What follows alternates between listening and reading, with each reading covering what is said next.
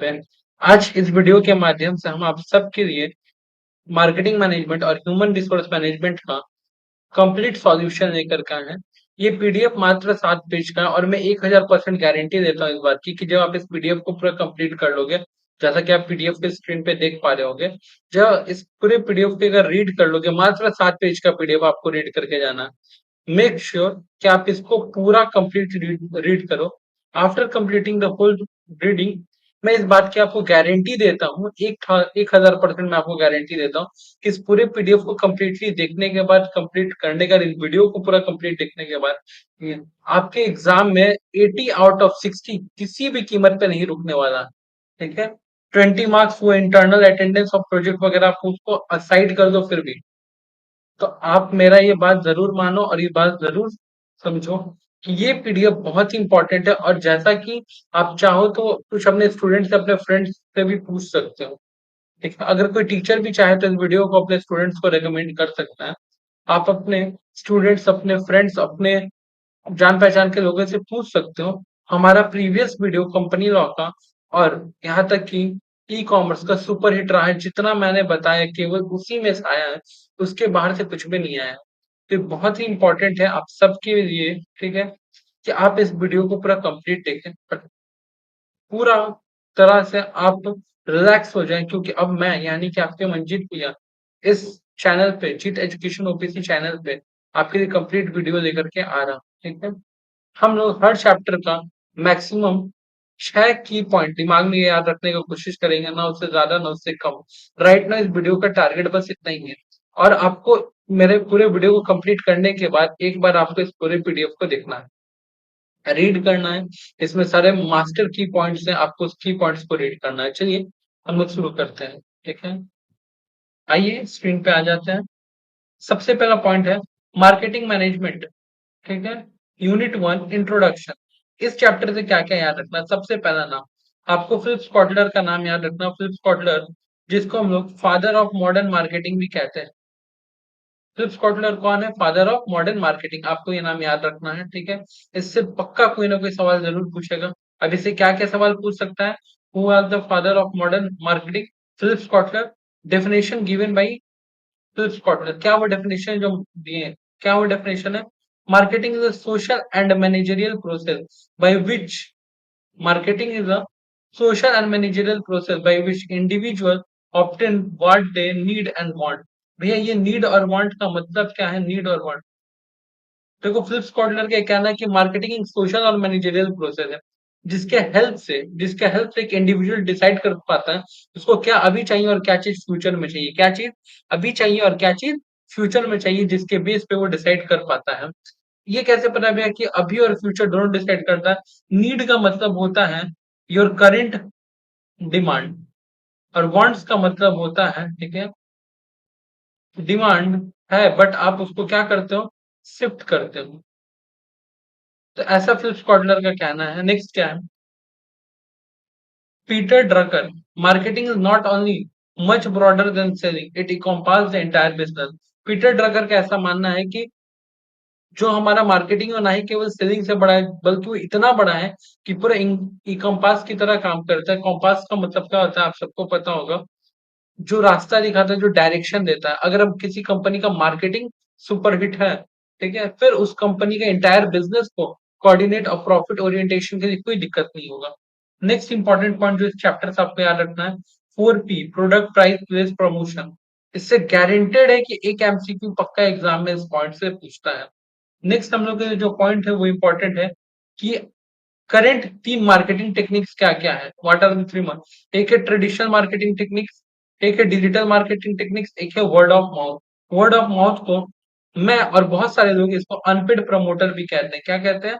Unpaid promoter. Unpaid promoter का मतलब क्या होता है?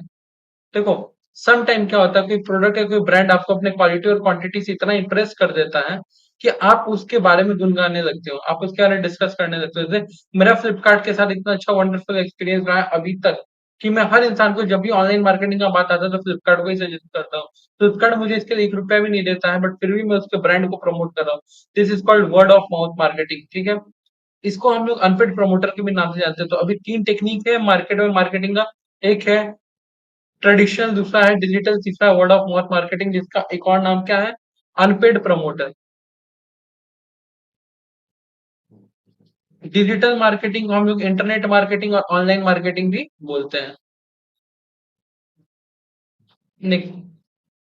Future of marketing are human activity. आप सबको बता दूं, मार्केट में आप सबको ही पता है एआई एक नया टेक्नोलॉजी है, राइट या रॉन्ग? Artificial intelligence. बहुत सारे एक्सपर्ट्स का कहना है कि बहुत सारे जॉब खाएगा, ठीक है। लेकिन बहुत सारे एक्सपर्ट्स का बिसाइड ये भी कहना है कि वो सब कुछ कर सकता है, आर्टिफिशियल इंटेलिजेंस जो एक ह्यूमन कर सकता है, बट एक चीज नहीं कर सकता है, वो एक कन्वर्जन करना। कन्वर्जन यानी कि आप एक पब्लिक से अपने प्रोडक्ट कस्टमर बनाने के जो प्रोसेस है, ये बस एक ह्यूमन एक्टिविटी, ह्यूमन इंटरेक्शन के ही द्वारा पूरा हो सकता है। यानी कि एआई बहुत अच्छा मार्केटिंग कर सकता है, सब कुछ बात में समझ, बट जो कन्विंसिंग पावर होता है जो ह्यूमन के अंदर रहता है, वो एआई जनरेट करके नहीं लाता है, ठीक है। एआई आपके दिए गए डेटा के ऊपर वर्क करता है, बट मार्केटिंग एक ऐसा फील्ड है जहां पे आपको सामने वाला का नीड समझ के देन आपको प्रोडक्ट डिलीवर करना पड़ता है कि what people need, we should deliver that. तो पहले हमको समझना पड़ेगा कि मार्केट को क्या नीड है, उसके अकॉर्डिंग हम इस पर डिलीवर कर पाएंगे, अदरवाइज इट ऑलमोस्ट इम्पॉसिबल। तो उसके बाद क्या पॉइंट है, कंज्यूमर ओरिएंटेड मार्केटिंग पूरा कंज्यूमर ओरिएंटेड है, ठीक है। Art as well as science, marketing एक आर्ट है, कला है, और साथ ही साथ साइंस भी है, आपको उसको समझना पड़ता है। कुछ मार्केटिंग के रूल्स है जो आप नहीं तोड़ सकते हैं, ठीक है। लॉ है कुछ। Creation of utility, marketing utility create करता है। यूटिलिटी का मतलब क्या होता है, वांट सेटिस्फैक्शन, वांट सेटिस्फैक्शन। जैसा कि मैंने आपको बताया कि वांट्स का मतलब होता है फ्यूचर डिमांड। वांट्स का मतलब क्या होता है, फ्यूचर डिमांड, जैसा कि मैंने आपको पहले ही बताया। यूटिलिटी, मार्केटिंग में यूटिलिटी क्यों बोला जा रहा है, क्योंकि जब आप मार्केटिंग करते हो तो सडन सेल नहीं होता है। मार्केटिंग हेल्प से एक गैप के बाद सेल होने स्टार्ट होता है। तो आज आप जो मार्केटिंग कर रहे हो उससे आपको वांट सेटिस्फेक्शन फ्यूचर, यानी कि वांट्स का फ्यूचर में जो कि शिफ्ट हो रहा है, आज का आपका नीड डिमांड जो फ्यूचर में शिफ्ट हो रहा है वो फुलफिल होता है किसी भी ऑर्गेनाइजेशन के लिए। मार्केटिंग पूरा पूरी गोल ओरिएंटेड है, क्योंकि मार्केटिंग कर क्यों रहे, सेल, सेल से क्या होगा, प्रॉफिट। और किसी भी कंपनी के लिए प्रॉफिट मोटिव पहला उसका प्राइमरी मोटिव होता है। Marketing is dynamic process. Reason क्या है डायनेमिक प्रोसेस का, हर बार एक सेम स्ट्रेटेजी हर सेम पर्सन पे आप यूज नहीं कर सकते हो, आपको डिफरेंट कंज्यूमर्स के लिए डिफरेंट पर्सन को टारगेट करना पड़ेगा, ठीक है।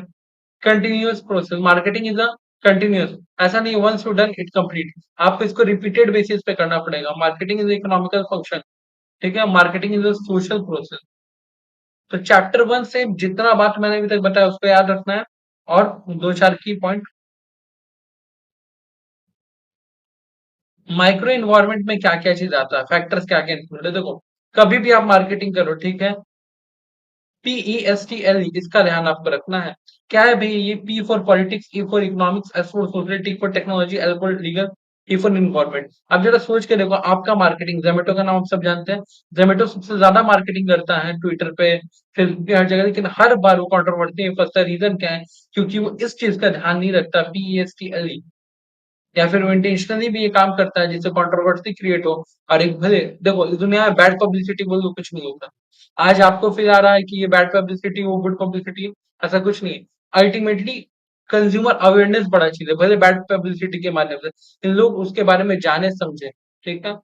जैसे आप सबको पता है ढिंचक पूजा, ठीक है, आप अगर उसके ऊपर ध्यान दें तो सब लोगों का कहना है कि क्रिंज है, ये कंटेंट है, वो कंटेंट है, बट वो क्रिंज कंटेंट ही इतना बड़ा मार्केट, इतना बड़ा सब्सक्राइबर बेस क्रिएट करके बैठ पा रहा है यूट्यूब पे।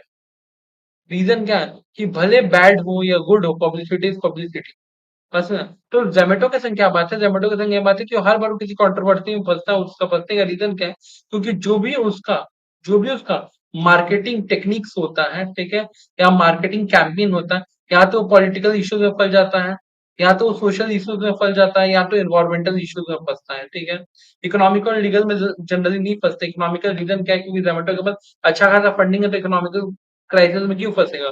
और लीगल की उसके पास इतना बड़ा एक्सपर्ट टीम्स है, तो लीगल में फंसने का बहुत कम प्रोबेबिलिटी है। बट जब भी आप मार्केटिंग करें, आप political, economical, social, technological, environment, इन सारे एस्पेक्ट्स को समझे और उसके बाद ही आप मार्केटिंग, अपना एडवर्टीजमेंट मार्केट में लॉन्च करें कि आप डायरेक्ट कंज्यूमर्स को टारगेट कर पाए।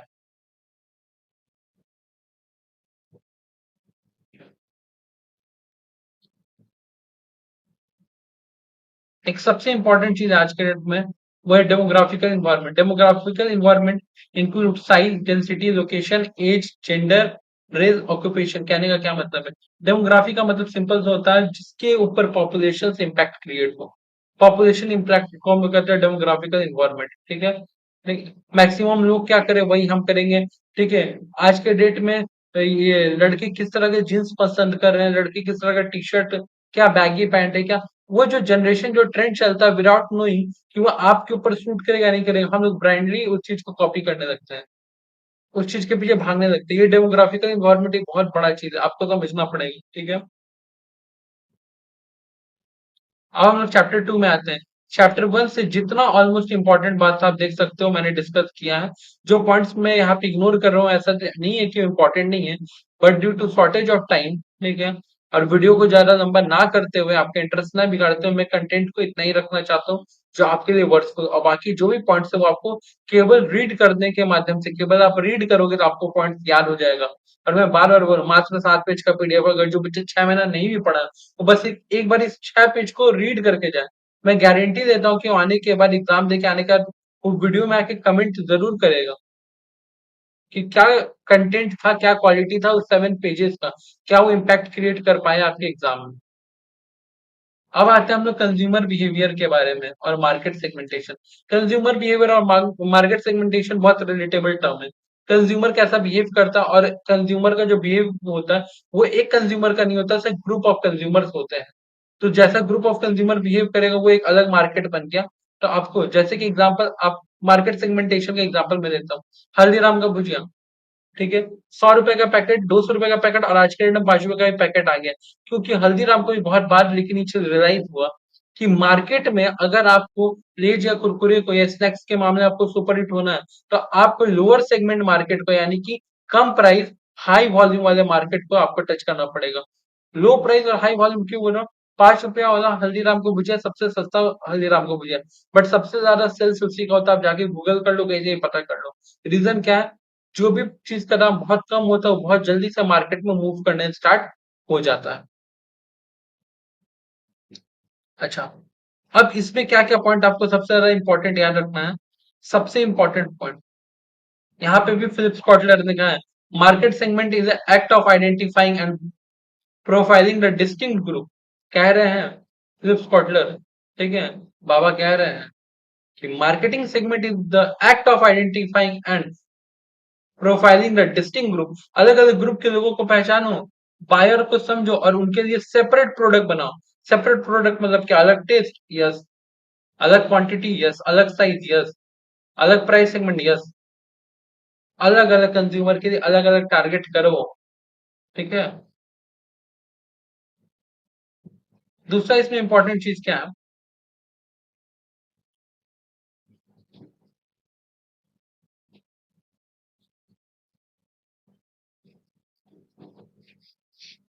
The study of consumer behaviour assume the consumer are the actor in a market.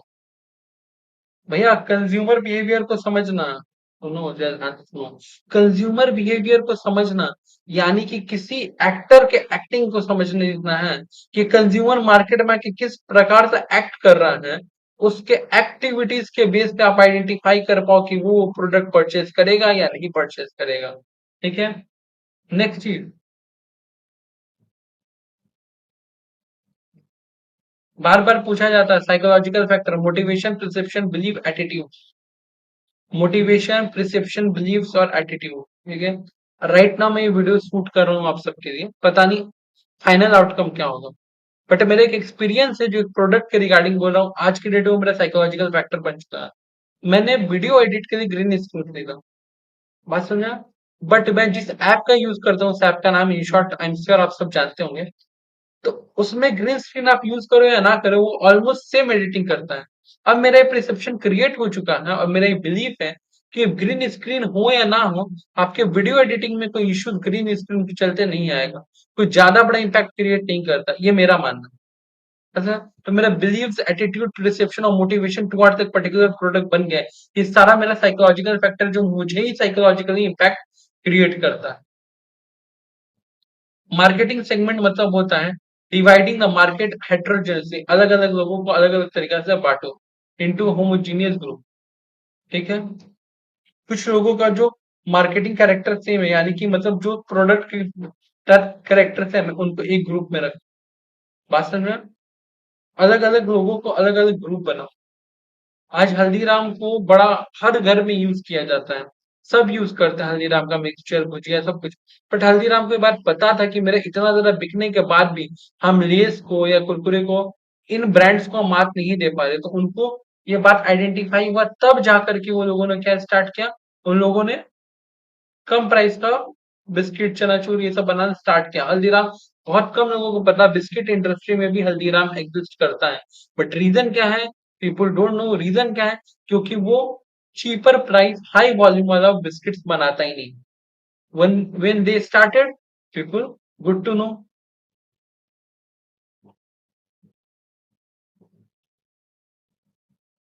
The most important base of market segment is demographic segmentation. Demography का मतलब अभी हम आपको इसके पहले वाले चैप्टर में समझाएं।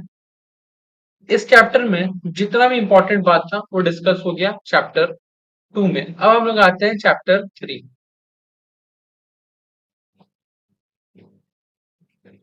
वो है product. Product is the key element of marketing mix, whole marketing. आप इतना मार्केटिंग किया, आप इतना एडवर्टाइज किया, आप इतना कुछ किए, सब कुछ किए, गुड। अब बात ये कि अल्टीमेटली अगर आपके प्रोडक्ट में दम नहीं होगा तो सारा मार्केटिंग बर्बाद। आपको कंटेंट, आपका मार्केटिंग बहुत ही इंपॉर्टेंट है और बहुत ही मैटर करता है, ये चीज आपको समझना पड़ेगा। 4 टाइप ऑफ प्रोडक्ट होता है। क्या क्या? Convenience, shopping, speciality, unsought goods. Convenience goods किसको कहते हैं? आप चाहो या ना चाहो, आपको खरीदना है, देख लो, टूथपेस्ट, सोप, डिटर्जेंट, ये सारा वो चीजें जो आप खरीदते हो विदाउट थॉट, बिना ज्यादा कुछ सोचे और रिपीटेड परचेज करते हो, तो उसको हम लोग कहते हैं convenience good. Shopping goods are goods where consumer typically spend more time for researching and comparing। जैसे cloth, house decoration, car, house, बहुत ज्यादा कंपैरिजन नहीं करते परचेज करने के पहले। इसका मैं इससे भी अच्छा एग्जाम्पल, आप किसी भी मॉल में जाओ, ठीक है, हमारे यहाँ श्रीरामपुर में बहुत सारा मॉल है, आप जाओ विजिट करो, एम बाजार, कोलकाता बाजार, एफसीटी, आप नोटिस करना, जब आप काउंटर के पास पेमेंट करने आते होगे, वहां पे छोटा छोटा बास्केट बना हुआ, उस बास्केट में, ठीक है, स्माइली बॉल, ठीक है, बच्चों को खिलौना वाला टॉय, तो सब कुछ कुछ चीज रखा रहता है, परफ्यूम, पर्स, जो जनरली लोग प्लान करके नहीं खरीदते हैं, रैंडमली शॉपिंग करते दौरान नजर पड़ता है और खरीद लेते हैं। इस तरह की गुड्स को हम लोग शॉपिंग गुड्स कहते हैं, ठीक है। स्पेशलिटी गुड्स, जिसके लिए बहुत प्लान करते हैं, बहुत कंपेयर करते हैं, बहुत सोचते हैं, देन वो परचेज करते हैं, दैट इज आईफोन, एग्जाम्पल में है, ठीक है। आप फोन जाके ऐसे ही नहीं खरीद लेते हो, आप बहुत उसका रिसर्च करते हो, रैम कितना है, रोम कितना है, कैमरा कितना मेगापिक्सल है, ठीक है, कौन सा प्रोसेसर है, हैंग करेगा या नहीं करेगा, कंपेटेबल होगा या नहीं होगा, कौन सा ब्रांड है, कैमरा क्वालिटी, अब सारा चीज आपके लिए मैटर करता है। और कंपेयर करने के बाद आप जिस गुड्स को देते हो उसको कहते हैं स्पेशलिटी गुड्स। आपके लिए गुड्स में कुछ तो स्पेशलिटी था, दैट्स व्हाई आपने गुड्स को परचेज किया, ठीक है। अनसाउंड गुड्स आर डोर, ठीक है, जो ज्यादा, जिसके अंदर बात नहीं होता बट बिकता बड़ा तेजी से है, याद रखना, जैसे फायर एक्सटिंग्विश, बैटरी है, ठीक है, लाइफ इंश्योरेंस, ये सब ऐसा प्रोडक्ट है कि लोग ज्यादा इसके अंदर डिस्कस नहीं करते, बट जब इनका नीड पड़ता है तो नीड पड़ता है, और आप इस चीज को ध्यान में रखते हुए आप इस चीज को खरीदते हैं। अनसाउंड गुड्स को मैं प्यार से, और बहुत सारे लोगों को कहना है, जिसको हम लोग कंटीजेंट गुड भी कह सकते हैं। क्या कह सकते हैं? Contingent good. जरूरी नहीं है कि इसका रिक्वायरमेंट हो, बट रिक्वायरमेंट पड़ सकता है। A product mix strategy has 4 dimension, ठीक है, विथ लेंथ, डेप्थ और कंसिस्टेंसी। प्रोडक्ट मिक्स क्या होता है? ठीक है, उसमें क्या क्या चीज ध्यान रखना है? लंबाई, चौड़ाई, गहराई और कंसिस्टेंसी। पता है? प्रोडक्ट का डेप्थनेस, प्रोडक्ट का क्वालिटी, प्रोडक्ट का कम्पैक्टनेस, ये बहुत मैटर करता है, और वही कम्पैक्टनेस मेंटेन रखना, कंसिस्टेंट रखना, और तब जाके प्रोडक्ट मिक्स कंप्लीट होता है। तो इसी वजह से बोला गया कि 4 डायमेंशन से मिलके बना है।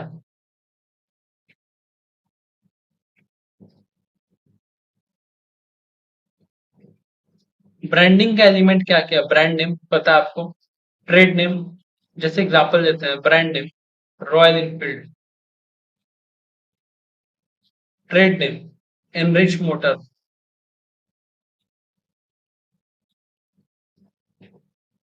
मोटर, ठीक है। ब्रांड मार्क, रॉयल इनफील्ड का लोगो आप ले सकते हो। ठीक है।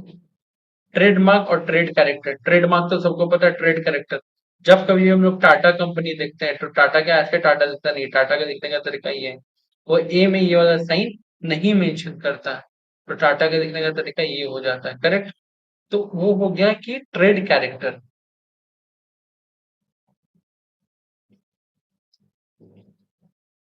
अब हम लोग इस नेक्स्ट चैप्टर मूव करते हैं, जिसका है unit 4, pricing, distribution, channel and physical distribution. देखो भैया प्राइसिंग क्या है, प्राइसिंग सबसे इंपॉर्टेंट चीज है।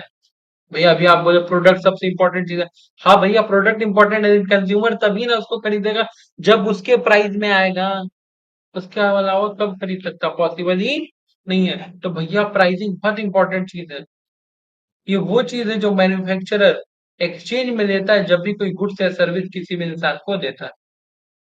नेक्स्ट क्या है, importance of significance of the price to a customer are affect the pricing power, price indicator, quality product, value perception of customer, ये इंपॉर्टेंट चीज है।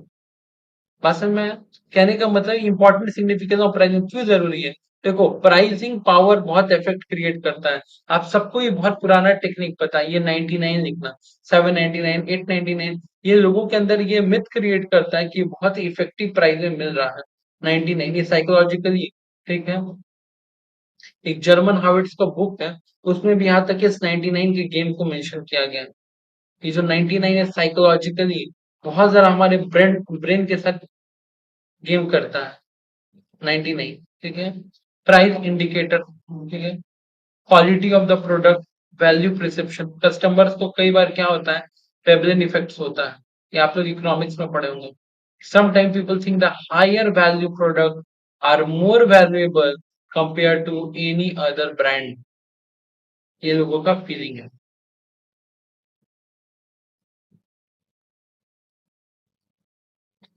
टाइप ऑफ प्राइसिंग स्ट्रेटेजी, पहला कॉम्पिटिटिव बेस, क्या आपका कॉम्पिटिटर्स रखा है उस बेस पे रख लो। दूसरा कॉस्ट प्लस, जो आपका कॉस्ट रहेगा उसके अकॉर्डिंग मार्केट का रेट ऑफ रिटर्न उसमें जोड़ लो, मतलब मार्केट प्रॉफिटेबिलिटी जोड़ लो। डायनामिक, ठीक है, स्कीम, ठीक है, penetration, value, premium pricing. IPhone क्या यूज करता है, प्रीमियम प्राइसिंग। वैल्यू क्या होता है, टाटा कंपनी यूज करता है अपना कोई प्रोडक्ट, वैल्यू फॉर मनी। हाँ नॉर्मल ब्रांड से उसका 2 रुपए ज्यादा रहता है बट क्वालिटी भी ज्यादा।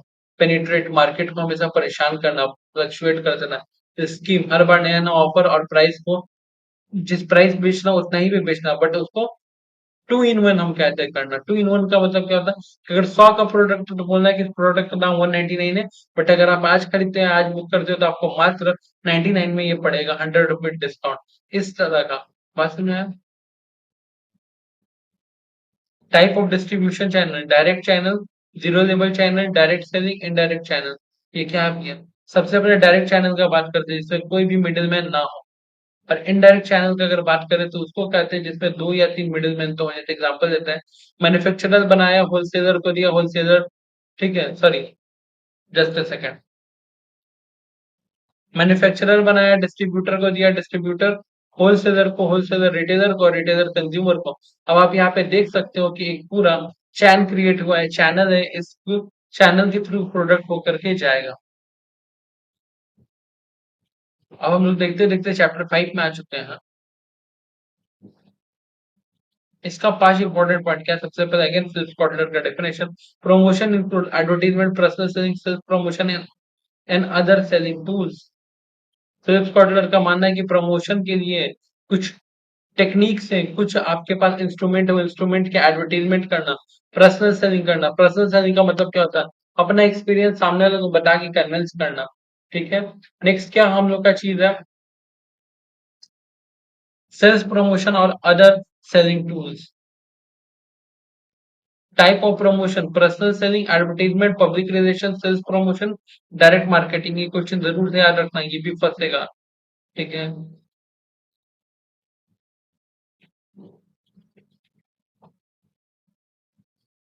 Personal selling depend on the quality of salesman. आप जाते हो जब मार्केट में तो क्या बोलते हैं सेल्समैन, देखिए ये बात हम लोग सबको नहीं बताता, आप मेरे बहुत खास हैं, इस वजह से आपको बता रहे हैं। आप ऐसा-ऐसा कर लो, ये आपके लिए बहुत बेटर ऑप्शन है, बेटर अपॉर्चुनिटी। वो आपको ऐसा फ़ील करवाता है कि जैसे कि वो आपका फैमिली मेंबर या फिर आपका एक नो वन है, जो आपका बेटर चाहता है, आपका भला चाहता है। बट जबकि ऐसा कुछ है नहीं।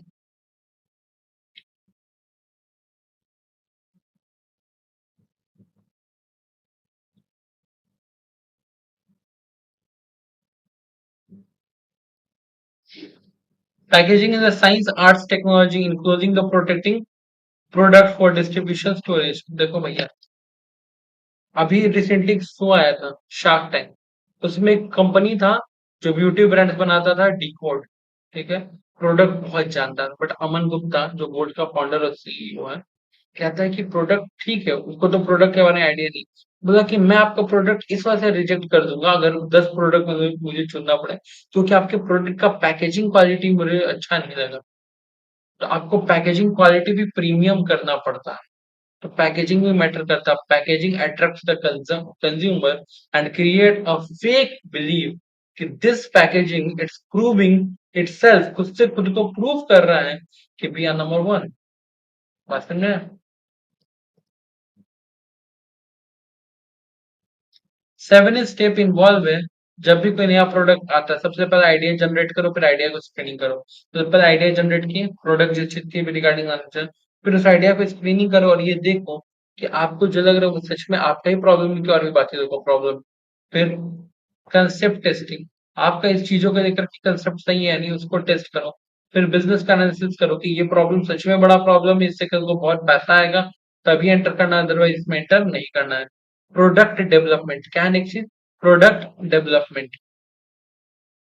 फिर टेस्ट मार्केटिंग कमर्शलाइजेशन की तरह एक चीज सबसे इंपॉर्टेंट, लाइफ साइकिल। किसी प्रोडक्ट का लाइफ साइकिल, इंट्रोडक्शन, ठीक है, इंट्रोडक्शन, ग्रोथ, मैच्योरिटी, डिक्लाइन। यार कोई भी प्रोडक्ट मार्केट में इंट्रोड्यूस होता है, फिर धीरे धीरे धीरे धीरे मार्केट में ही वो प्रोडक्ट ग्रो करता है और एक टाइम ऐसा आ जाता है कि वो मेच्योर हो जाता है, यानी कि वो प्रोडक्ट को कम्युनिटी को ब्रांड अपने पीक पे होता है और उसके बाद उसको फिर डिक्लाइन खत्म होना पड़ता है, फॉल होना पड़ता है।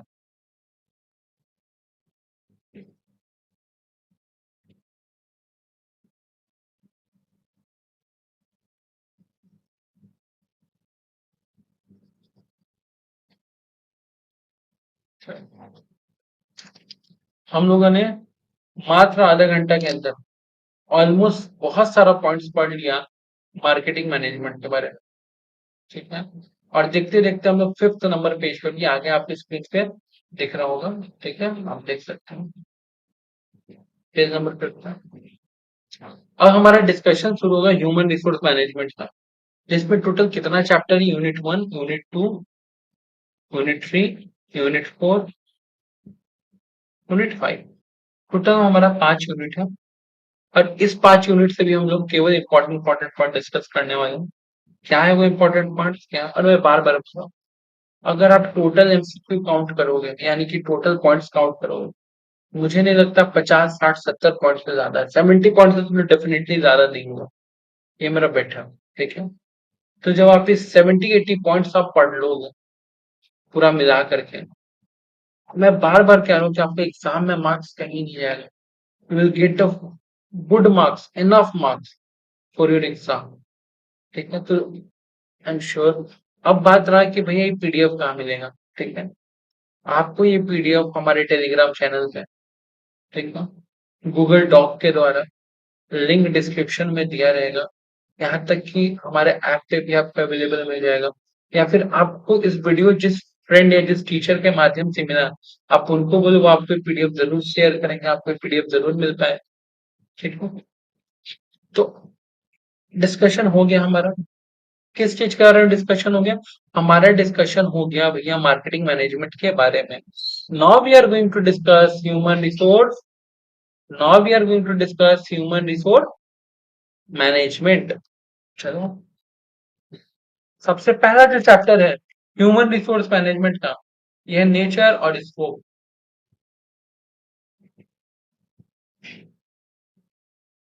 नेचर स्कोप पढ़ना जरूरी है। Role of HR, attribute. ये 4 पॉइंट दिख रहा है, 4 पॉइंट अभी मैं बताऊंगा। ठीक है, इसके अलावा ऑपरेटिव फंक्शन। सबसे पहले एचआर क्या होता है? HR human resource management. Managerial process है, आर्ट एंड साइंस दोनों है, परवेसिव फोर्स है मतलब हर लेवल पे नीड पड़ता है, पीपल सेंटर्ड है मतलब लोगों के इर्द गिर्द ये चीजें डिस्कशन होती हैं। ठीक है, नेक्स्ट क्या है? फॉरवर्ड लुकिंग है, कंटिन्यूअस प्रोसेस है। ठीक है, फॉरवर्ड लुकिंग मतलब अब आगे नेक्स्ट क्या करना है इस पे बेस्ड है।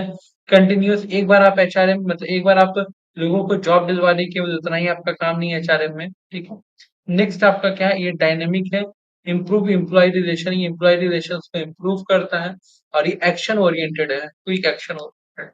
Next point, scope. HRM are the human resource planning, job analysis, ठीक है, डिजाइनिंग, रिक्रूटमेंट, सिलेक्शन। ठीक है, एचआरए का स्कोप क्या क्या मतलब उसके काम, उसका क्या क्या काम उसके अंदर आता है, मतलब क्या क्या चीज उसको मैनेज करना है। जैसे हम लोग यहाँ पे देख रहे हैं, सबसे पहला जॉब, ह्यूमन रिसोर्स प्लानिंग, कहाँ कितना लोग लगेगा, कहाँ पे किस तरह का लोग लगेगा, यानी कि जॉब एनालिसिस।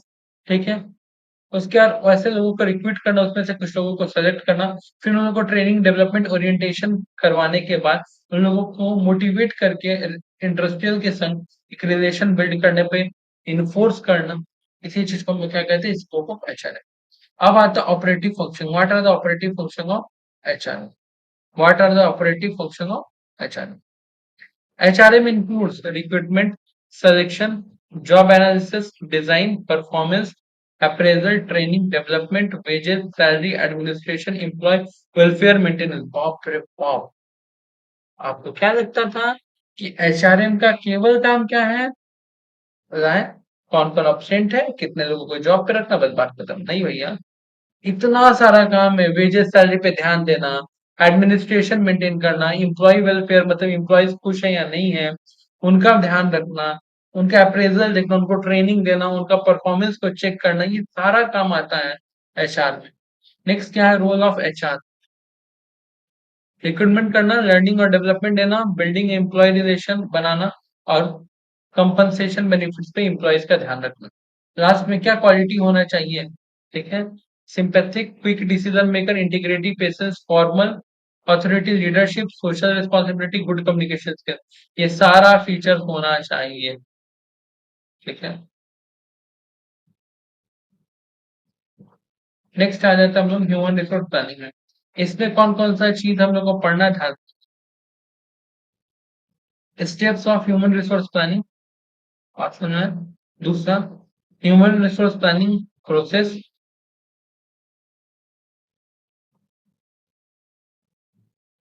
इंटरनल और एक्सटर्नल फैक्टर। चार पॉइंट। पहला पॉइंट क्या है? Human resource process, forecasting the future human resource requirement. Human resource का सबसे पहला काम क्या है? सबसे पहले ये फोरकास्ट करना है, पता लगाना कि फ्यूचर में और कितने लोगों का नीड पड़ेगा।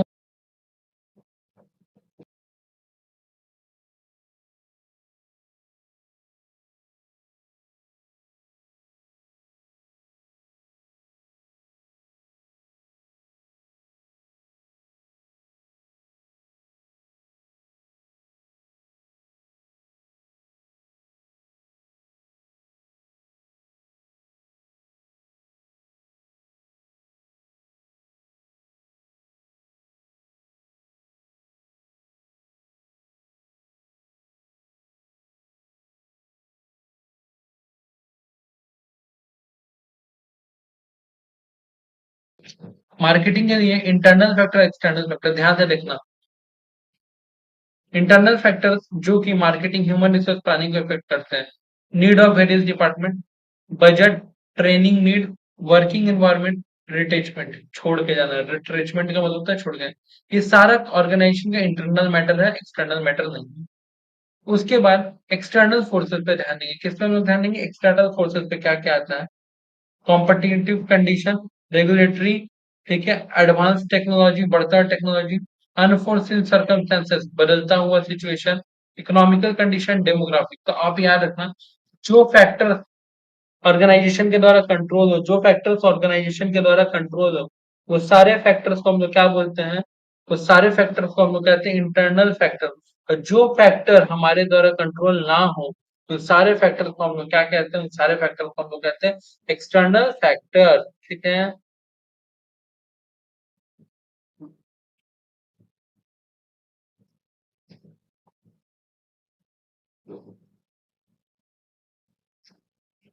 Chapter 3, Recruitment and Selection. Recruitment is the development and maintenance of the adequate manpower force. Recruitment एक तरह का डेवलपमेंट है जहाँ पे आप जितना आपको मैन पावर की जरूरत है आप उसके बेसिस पे लोगों को हायर करना स्टार्ट करते हैं। ठीक है। मेन ऑब्जेक्टिव क्या है रिक्रूटमेंट प्रोसेस का? सिलेक्शन करवाना। दूसरा, selection is a negative process, ये पॉइंट भी आपको याद रखना। Choosing a right person to the right job is called selection. सही इंसान को सही जगह पे सेलेक्ट करना, इसको भी हम लोग क्या कहते हैं? Recruitment and selection. और आपको पता होगा ये सब किसका पार्ट है क्लास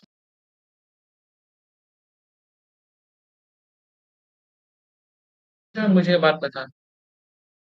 और जो डर आप लोगों का थ्योरी सब्जेक्ट का है ना, मैं कसम खा के बता रहा हूँ, उस थ्योरी सब्जेक्ट को मैं प्रैक्टिकल बना दूंगा। इतना रियल लाइफ, इतना रियलिटी वाले एग्जांपल्स हमारे पास पड़ा हुआ है। बात समझ में आया? तो इतना मार्केटिंग टेक्निक्स, इतना सब कुछ आपको इस सारा सब्जेक्ट है। और अगर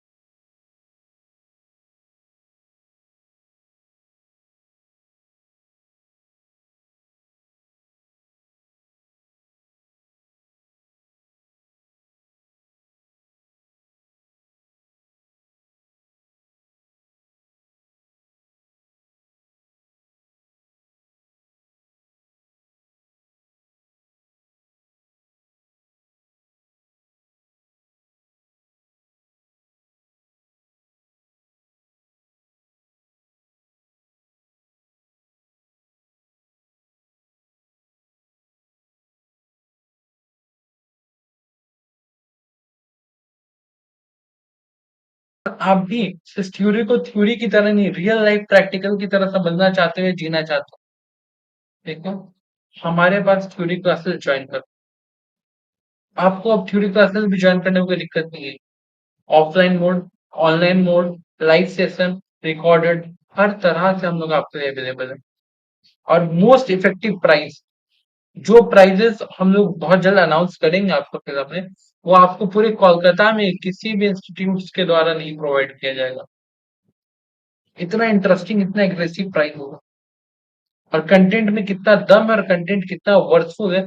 हमारे इंस्टीट्यूट्स में इतना काम है, इतना वर्क है, इतने बच्चे हैं। बात समझ में आ रहा है? हमारा बहुत सारा रेफरेंस है। उनके हेल्प से। तो आप वहां जुड़ो जहां आपको मजा आता है, और आप वहां जुड़ो जहां आपका करियर ग्रो होता है। आज का मजा कल का सजा, पहला बात। दूसरा, आज का मेहनत कल का ग्रोथ।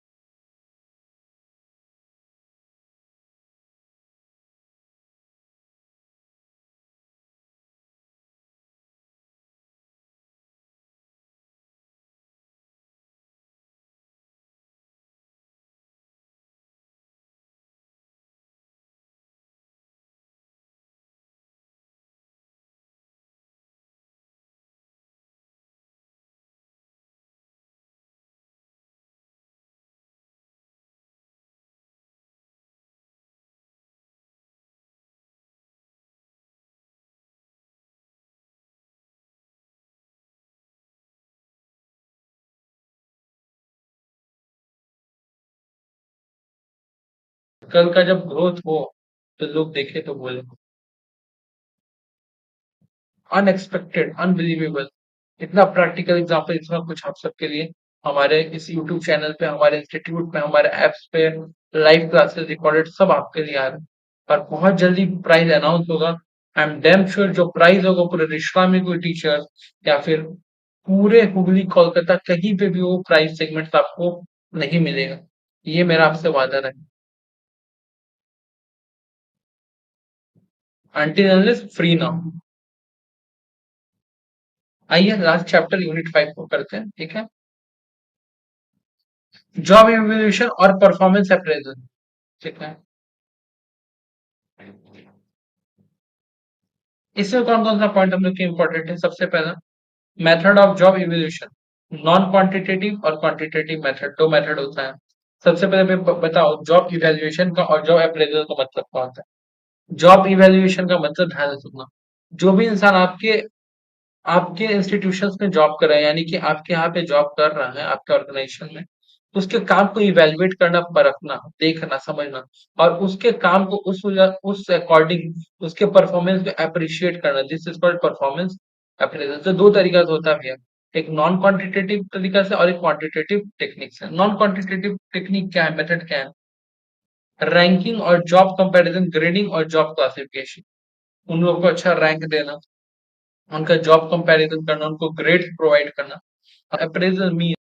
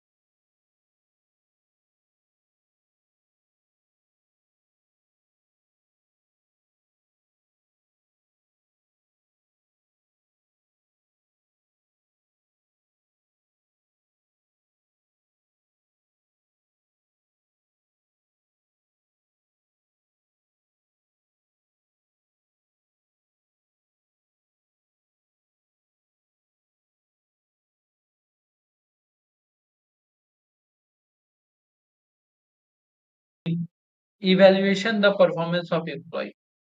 परफॉर्मेंस अप्रेजल का मतलब ही होता है कि आप अपने एम्प्लॉयज का परफॉर्मेंस को इवैल्यूएट किए और देन ही आप उसका अप्रेजल कर रहे हैं, ठीक है।